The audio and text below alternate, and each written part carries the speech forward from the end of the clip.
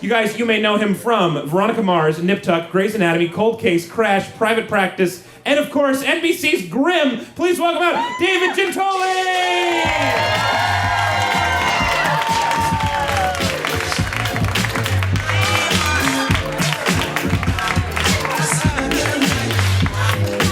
Sitting on the couch. David. Hi. Thank you so much for being here. It is a pleasure. Wow. Thank you. Yeah. Hi. You've done real TV, so you're saying wow, but I feel like maybe not that wow. Oh man, this is a thrill. This is like, this is just a thrilling moment. Okay. It's a small theater, so we can see when you're lying. It's different than a TV camera. Well, it's cool to have you, because obviously Grimm is one of the biggest things going on in our city right now. In that world? In that world. Yeah. But before we talk a little bit about Grimm, let's get more of your origin story. Let's talk about how you came along here, because it's interesting. It's an interesting one. Wow. Start with MTV. Yeah, so here we go. I was studying finance and some other things at Indiana University in Bloomington, Indiana. I went to IU! It was a great school. And many graduates, one in the audience. Graduates all over the country. I was in that phase of life where I'm like, you know what the world needs? More Finance.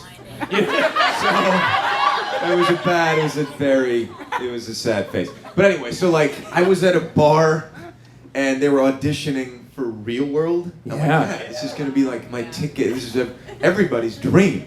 So when you're like 22. And Of a certain I time. auditioned and I got under Road Rules. And You then did? Yes. I was in a Winnebago. That's It was like a decade ago. Were you really on it though? Yeah, I was one of the people. Oh my god! Yeah. Which season? Who else was on your Road Rules?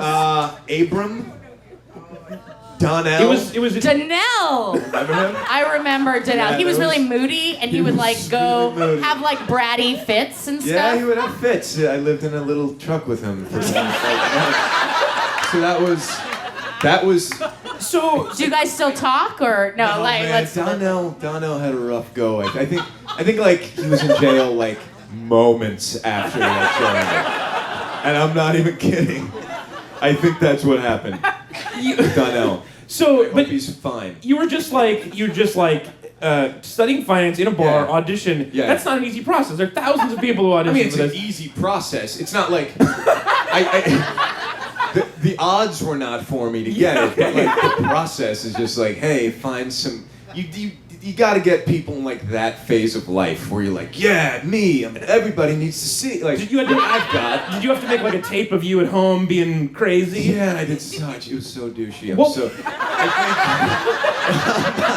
I haven't thought about this process. I think when I started like acting, I felt I needed to distance myself from that. Like, Sure. but yeah, I made a video, and I think I videotaped someone me like interacting with like the average street vendor, or like just like like things like that.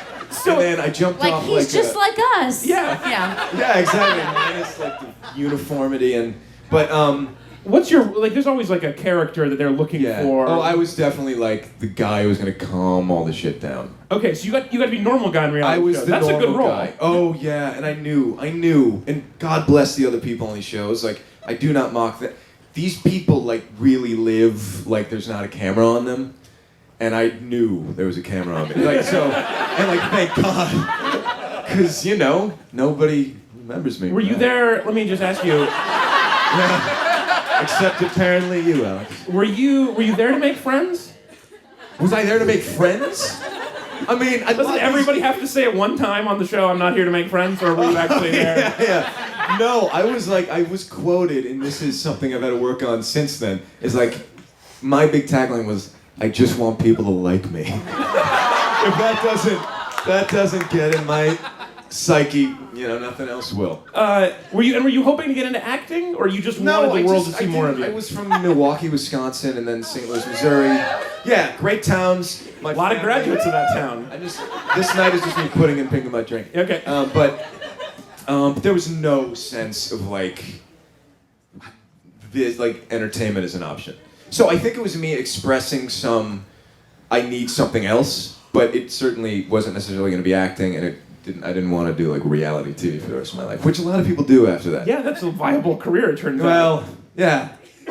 Of some very well, Yes, a couple it of people. is, A couple of people on your season went and did Playboy spreads right after. That's right. So there was there were options that opened up that maybe didn't have before. Yeah, highbrow. Yeah, there's a lot. How did you make that jump? Then when did you realize like I did this? TV likes me. Yeah, that wasn't really it. It was like, it was kind of like, okay, I tried something and it worked. That goes down. Yeah. I tried something that worked. I don't want to do finance. I was like so pumped full of Ritalin just to like get through finals and Oh, man. and there were people who were just like great at all that stuff. I'm like, I can't compete in the world of business.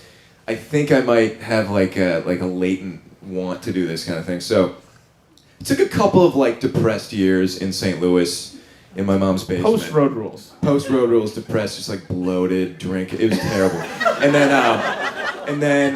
then I was just like, I gotta go give it a try. You know, I had something in my head. My grandpa like wanted to be an actor, and his buddy went and did it, and he like became famous in L.A. Oh. Back then, I thought that was like a better way. Now I'm like, well, my grandpa was happy too. Right. Right. Yeah. There are multiple paths. But he never did it, so that was kind of like, I'm like, I should do it. But you didn't ride the Road Rules wave. You stopped, hung out in the trough for a while, and then moved to LA when there was no heat on you. That's right. And you still. So how did that happen then? Because that's a story that usually ends in sadness. Yeah, there's still time, Alex.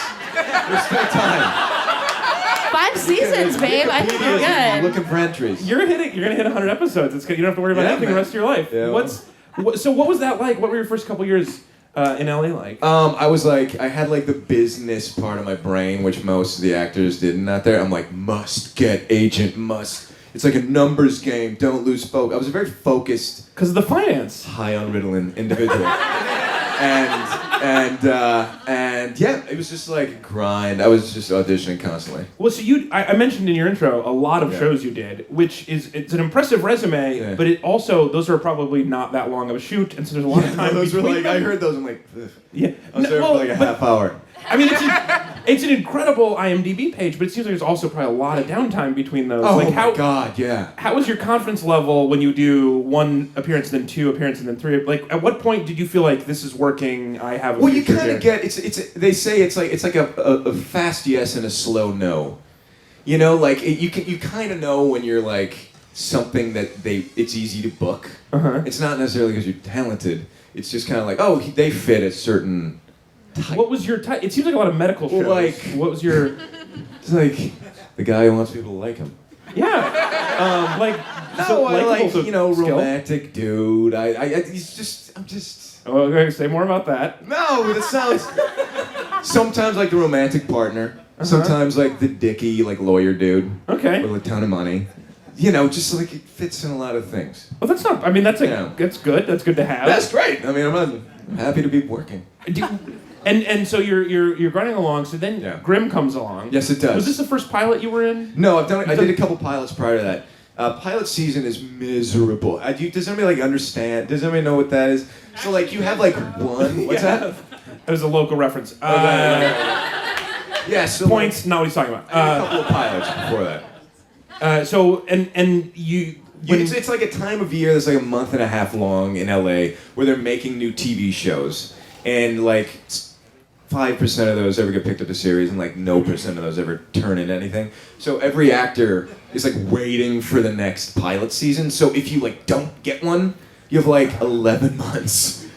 Yeah. So it's hard on the. So when Grimm came along, you were assuming small percent chance of Yeah, this I getting knew I picked was up. like in the mix for things and whatever, but you never know. Like you never know. Well, you also actually like shortly before Grimm were being considered for the role of Superman. Yeah. I've read. Yeah. At what point in Wikipedia your made life- more of that than is actually true. Well, but Absolutely. but even your name being mentioned in a conversation, at what point are you like, I'm what people think Superman looks like? I think Right? Right? I got a little hair. You I get think that they wanted noise. someone who's actually man-sized. I'm like super boyish, you know. So like I've like I got the clip. Super boyish is also something I would watch. Heck yes. Sounds like a good show. There you go. So you guys you get Grimm.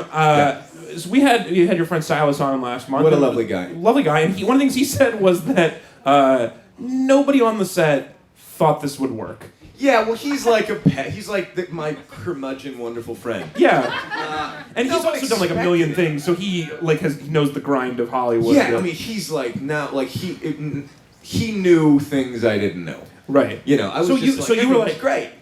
Oh, okay. But was that your reaction? You read the first script and you were like, "This is the thing. No, this is gonna work." I was like I knew NBC needed stuff and they were casting a lot of things. So I'm like, oh, there's a good chance this can go. Because when you're reading Business. scripts, Yeah. it's totally true. Like when you're reading scripts, like it can be a great script, but like that doesn't mean anything that it'll go or become a job. It's like it takes a lot of luck for that to happen. So I was just like looking to the next meal kind of thing. And what was the moment then? Because now you're just about to you're on your 5th season. Yeah, we're filming our 100th episode right now. You're filming your 100th episode, which is impressive. It's great. Thank you.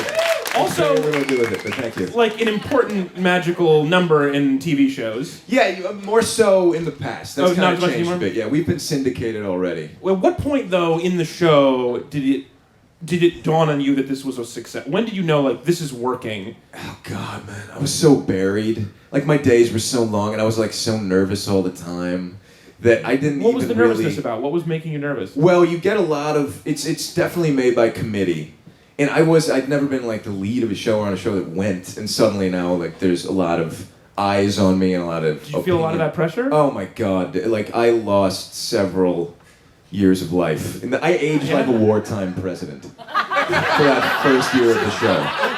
It was intense. But so you're like a gray-haired super boyish. Exactly. That is just weird. You got me. That is what I am. I think like a couple years in when I could like actually kind of realize what was happening, I realized that, oh wow, this is working and we're gonna keep going. What was the pressure about? What was it like? Was it I have to do better, or like I hope everything else gets lucky? Yeah, I know. I think there was just like a sense of like, oh, it's a team, like millions of people, like yeah. I was just putting way too much pressure on myself. And there's a huge workload for the lead of a 1-hour drama, whatever. It's like boo-hoo actor. But, yeah, it's like, great life, I'm fine. Yeah. But in the beginning, it was just, man, I was open to hearing everybody's critique. Everybody had, like, things they wanted me to do, like every department. It was tough. I don't want to interrupt you, but your hair is making an S on the forehead. Yeah, let's let it falling into it. I just want. Okay. Thank you. So you were like. I've developed a small muscle.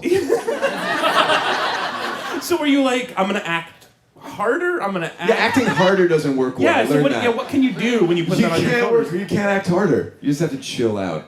So you're relaxed now though? Now you're able to just have a good time. Relaxed, yeah. I mean, it's what you're still working very hard, but like, yeah. Only for sleep. You have Portland has been very good for you. You're just nice town. you know where to find the good stuff. You are spending a lot of time in Portland now, and we're sort of a Portland focus show. How is this versus the grind in Hollywood? Oh, this town trumps Hollywood. I mean, this is the greatest town. Yeah, I really have to say, everybody involved in the show is just so. We are so grateful that the circus took us here, as opposed to so many other places. The show makes us look like a lot more violent than we are. Yeah, that's it. I am the worst cop in the entire history. Everybody I investigate dies. 1-to-1 correspondence. It's bad. A lot of interviews that I've seen with you sort of treat you like you're the character, not like you're an actor playing this character. So, but then you bring it on yourself when you say things like that. How do you like?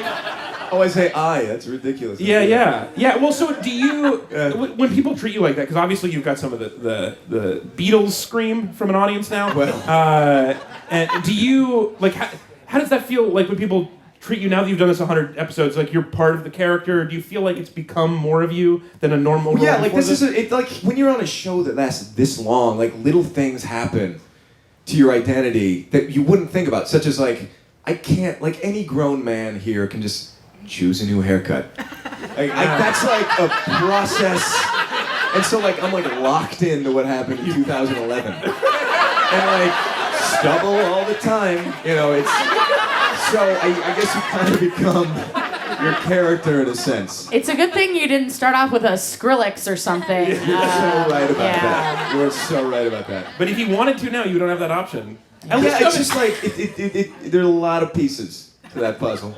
But do you have somebody from NBC who's like measuring the stubble every day and making sure it's the right? Circling my body fat. Not as much. No, it's just kind of like a. There are eyes on you. Like there's like continuity people and they're doing their job and it's like, well, last episode you had this haircut. Like, yeah, but like every episode ends right at the end and the start of the next episode. So like, you know, you just have this hair now. You just have this hair forever. It's like, it's gonna be this length. What's your... Like, I'm gonna have a rebellion at the end of this where it's just gonna be a beard. It's like a child leaving his... That is a low-rent rebellion. Like Britney shaving her head. Yeah. Precisely. It'll be like that. Yeah. Is that something you're having now that you've been doing this and you get people know who you are? Are you like empathizing with Britney now? You really feel... Oh gosh, I mean Britney's... I don't even know how to answer that. Okay. She's a close friend, I'm assuming, yeah. Is Britney okay? Yeah, she's great. I knew she had a rough go there for a while. No, she was on The Voice or something. Then she was There you fine. go. Okay, she's made it out. Yeah. So what? So you're... I didn't know what happened. I remember like a very dark time. Do you... So what do you do now? You've got this show is going great, continuing on in perpetuity, but are you now pigeonholed into this character for other jobs? Are you going to be seen as boyish cop forever? I don't know. Like, that's to be seen. I don't think so. I think one of the joys of our show is like it's big enough to keep going, but I'm not like hugely famous, so I won't get pigeonholed. I just did like a movie this summer where I was like a completely different character. Right? Yeah. Is that something you want to do more movies? Is that where you're going? Yeah. I mean, everybody wants to do that. I just I do more movies. That's true. Michael Bay, like everybody wants to do more movies. Yeah. But I got to have a mustache, so my rebellion was lived through this mustache. Your dream career is just getting to choose your own hair. Kind of. Yeah. Well placed. Yeah.